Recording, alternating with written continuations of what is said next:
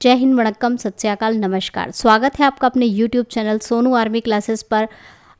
Students, आज की class में हम केमिस्ट्री की चैप्टर वाइज सीरीज़ लेकर आए हैं और इसी तरह की चैप्टर वाइज सीरीज़ हम एग्जाम तक आप लोगों के लिए लेकर आते रहेंगे, तो हमारे साथ बने रहिए।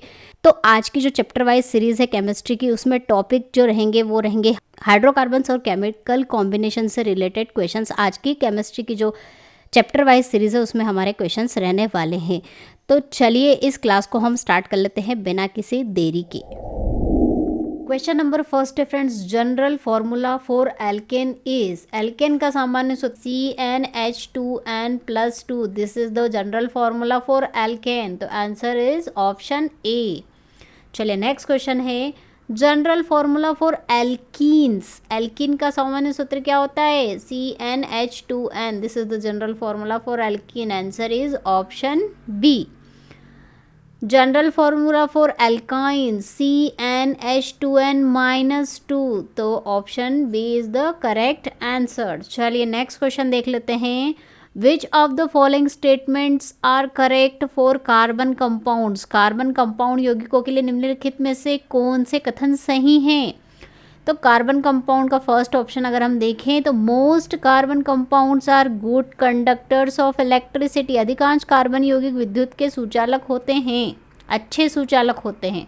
No, most carbon compounds are poor conductor of electricity. जो कार्बन कंपाउंड्स होते हैं अधिकांश, मैक्सिमम, वो क्या होते हैं? विद्युत के कुचालक, पुअर कंडक्टर्स होते हैं, गुड कंडक्टर नहीं होते हैं।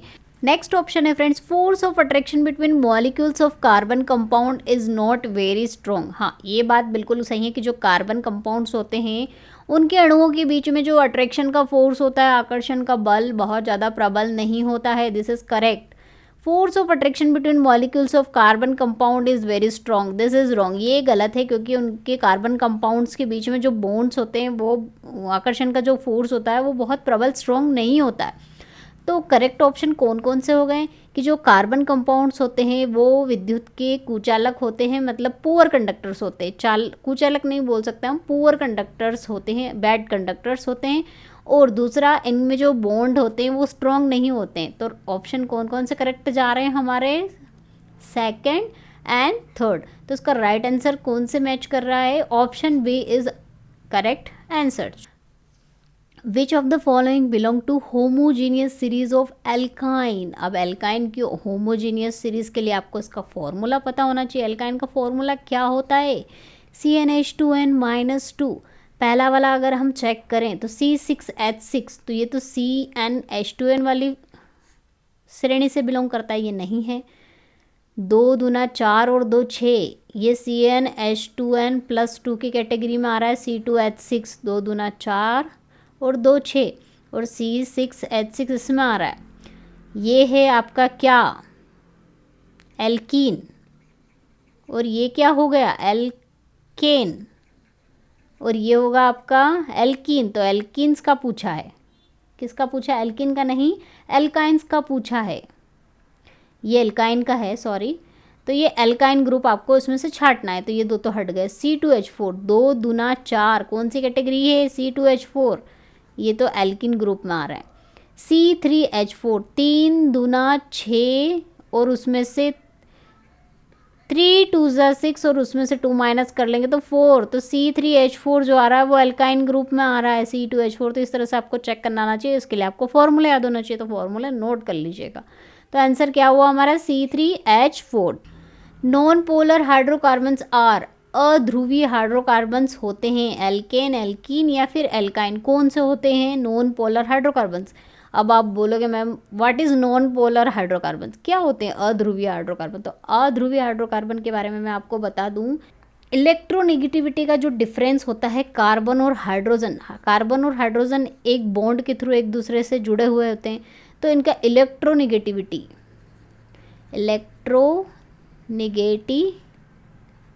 यानी कि विद्युत ऋणात्मकता बहुत कम होती है, वेरी स्मॉल। इनके बीच में इलेक्ट्रोनेगेटिविटी बहुत कम होती है। और फ्रेंड्स, इलेक्ट्रोनेगेटिविटी अगर बहुत ज़्यादा स्मॉल है, बहुत कम है, तो जो कंपाउंड होता है वो क्या होता है? Non polar. तो आप समझ में आ गया होगा कि नॉन पोलर जो अध्रुवीय चीज़ क्या होती है, जिसमें क्या होता है इलेक्ट्रोनेगेटिविटी बहुत कम होती है, इसलिए वो जो कंपाउंड हो जाता है नॉन पोलर हो जाता है। अब नॉन पोलर तो हमें समझ में आ गया। अब इसमें पूछा है कि इनमें से कौन सा नॉन पोलर है। तो फ्रेंड्स सभी की जो इलेक्ट्रोनेगेटिविटी है, सभी की एल्केन हो, एल्कीन हो, एल्काइन हो, सभी की बहुत कम होती है, इसलिए ये सभी क्या आते हैं नॉन पोलर हाइड्रोकार्बन्स की कैटेगरी में आते हैं। One of the following molecular formula represent a ketone. क्या है वो जो कीटोन को प्रेजेंट करेगा, तो कीटोन का फॉर्मूला याद होना चाहिए, CnH2NO। यहाँ पर ज़रूरत पड़ती है फॉर्मूलों की।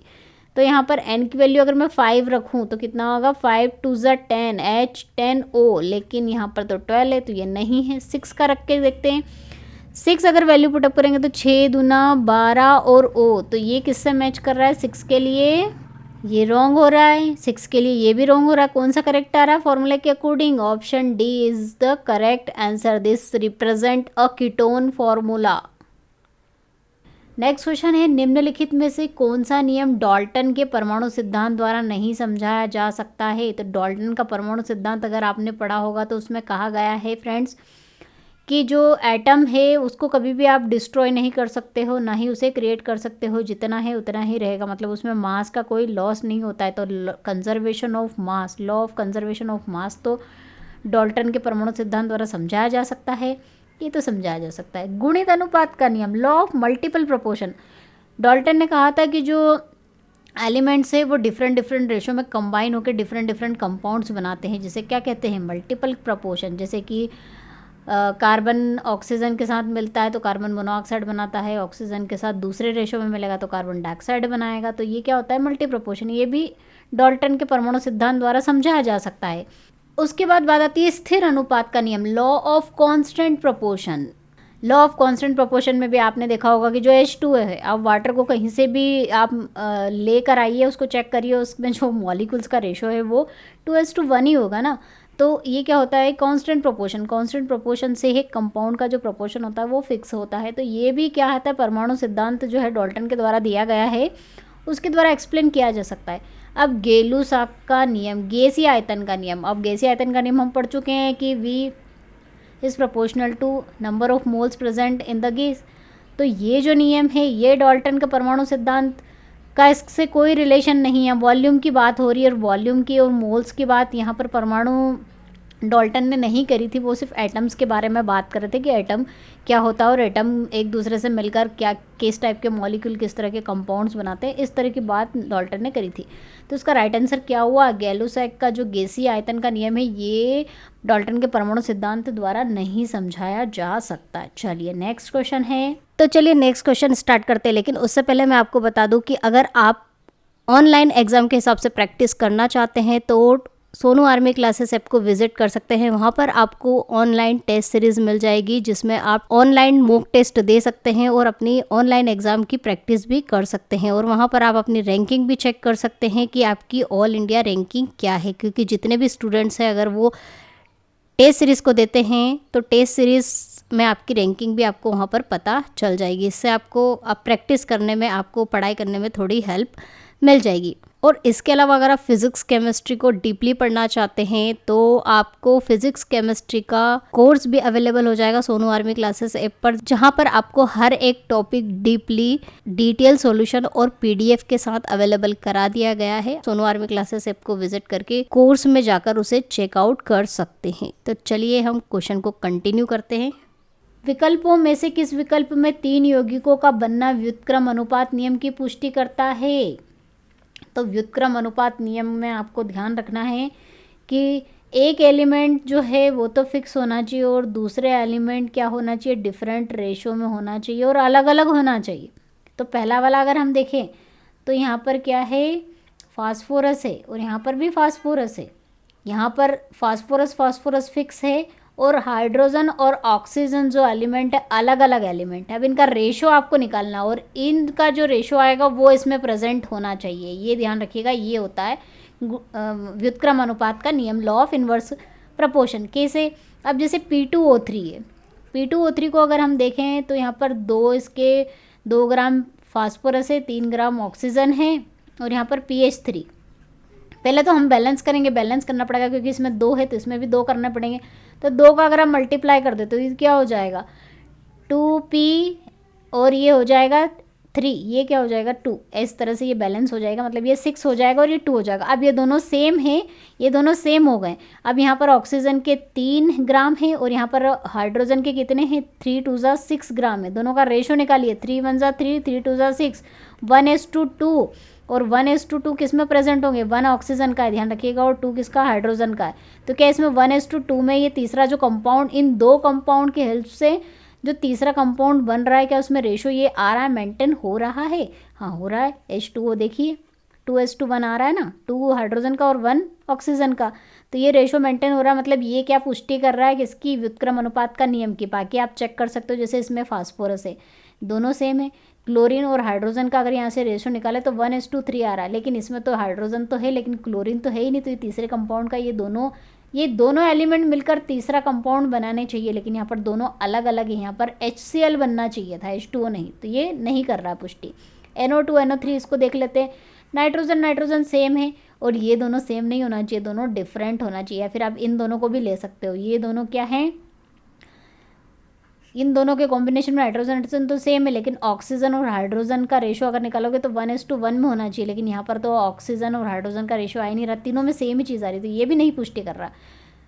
तीसरा अगर देखिए तो यहाँ पर नाइट्रोजन हाइड्रोजन और हाइड्रोजन, चलिए इन दोनों को चेक कर लेते हैं। यहाँ पर हाइड्रोजन का 1 हाइड्रोजन का 1, यहाँ पर ऑक्सीजन और क्लोरीन दोनों मिलकर तीसरा कंपाउंड बनाने चाहिए, ऑक्सीजन और क्लोरीन का कॉम्बिनेशन होना चाहिए, लेकिन यहाँ पर तो NH3 बन रहा है, तो ये भी पुष्टि नहीं कर रहा है। तो पुष्टि कौन सा कर रहा है, ऑप्शन फर्स्ट। तो किस तरह से व्युत्क्रम अनुपात का नियम फॉलो हो रहा है वो आपको पता चल गया होगा इस क्वेश्चन के थ्रू। चलिए नेक्स्ट क्वेश्चन है 140 ग्राम सिल्वर नाइट्रेट। सिल्वर नाइट्रेट क्या होता है, AgNO3 140 ग्राम है। इसने किसके साथ रिएक्शन करी है, सोडियम क्लोराइड के साथ, NaCl के साथ अभिक्रिया करके क्या बनाया है 143.5 ग्राम क्या बनाया, सिल्वर क्लोराइड AgCl बनाया, और साथ ही साथ क्या बना है 55 ग्राम सोडियम नाइट्रेट NaNO3 बनाया। ठीक है, ये रिएक्शन बनी है तो इन्होंने क्या पूछा, सोडियम क्लोराइड का द्रव्यमान, मतलब इसका जो कितना ग्राम है वो आपको निकालना है। तो फ्रेंड्स कौन सा नियम से आप इस न्यूमेरिकल को सॉल्व कर सकते हो, आ सकता है ये क्वेश्चन भी पूछा है, IMP है, वैल्यू चेंज हो सकती है, डाटा चेंज हो सकता है, लेकिन निकालने का जो तरीका है वो ध्यान रखिए, क्वेश्चन आता है एग्जाम में। तो द्रव्यमान संरक्षण, law of conservation of mass, ये वाला रूल लगाएंगे जिसमें क्या होता है रिएक्टेंट्स और प्रोडक्ट का सम इक्वल होना चाहिए। तो रिएक्टेंट क्या है 140 ग्राम प्लस x मान लिया इज इक्वल टू प्रोडक्ट का जो मास है उसके बराबर होना चाहिए 143.5 प्लस 55।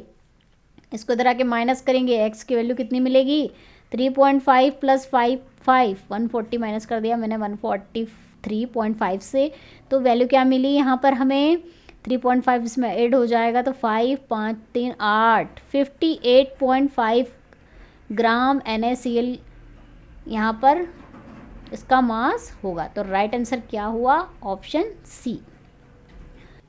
चलिए नेक्स्ट क्वेश्चन है, वास्तविक गैस का दाब आदर्श गैस के दाब से कम होता है, क्यों होता है? रियल गैसेस जो होती है उनका क्या प्रेशर कम होता है as compare to ideal gas. ऐसा क्यों होता है फ्रेंड्स, इसका क्या रीज़न है? क्या टकराव की संख्या बढ़ जाती है, नंबर ऑफ कोलाइजन इंक्रीज हो जाते हैं, मतलब जो दीवार से अणु टकराते हैं किसी भी कंटेनर में रखे हो वो बढ़ जाती है इसलिए होता है, या फिर अणु का निश्चित आकार होता है डिफाइंड शेप ऑफ मॉलिक्यूल, इससे तो कोई फर्क पड़ेगा नहीं। अणु की गतिज ऊर्जा बढ़ जाती है, kinetic energy of molecule increases, ideal gas में तो फिक्स होती है, इसमें बढ़ती नहीं है, तो ये भी गलत है। अंतराण्विक बल इंटरमॉलिक्यूलर फोर्सेस, तो फ्रेंड्स क्या कारण है, अंतराण्विक बलों का कारण है जो इंटरमॉलिक्यूलर फोर्स है आइडियल गैस में वो नेग्लिजिबल माना गया है, जबकि वास्तविक गैस में नेग्लिजिबल नहीं माना गया, इसलिए उनका जो दाब है आदर्श गैस से क्या होता है कम होता है, क्योंकि वो फोर्स में चेंज आ जाता है, इसलिए उसके प्रेशर में भी क्या आ जाएगा, चेंज आ जाएगा। तो स्टूडेंट ये थे हमारे केमिस्ट्री के topic wise most important questions या फिर इस टाइप के क्वेश्चन जो कि एग्ज़ाम में आने के ज़्यादा चांसेस हैं। आई होप आपको इस तरह की केमिस्ट्री की सीरीज़ पसंद आई हो। इसी तरह की केमिस्ट्री और फिज़िक्स की जो सीरीज़ है क्वेश्चंस की टॉपिक वाइज वो हम आप लोगों के लिए एग्ज़ाम तक लेकर आते रहेंगे, तो हमारे साथ बने रहिए। और अगर आप चाहते हैं तो चैनल को सब्सक्राइब भी कर सकते हैं और नोटिफिकेशन बेल को भी प्रेस कर सकते हैं, ताकि आपको इस तरह के जो इम्पोर्टेंट क्वेश्चन है वो टाइम टू टाइम मिलते रहें। तो मिलते हैं नेक्स्ट क्लास में, तब तक के लिए जय हिंद, जय भारत, वंदे मातरम।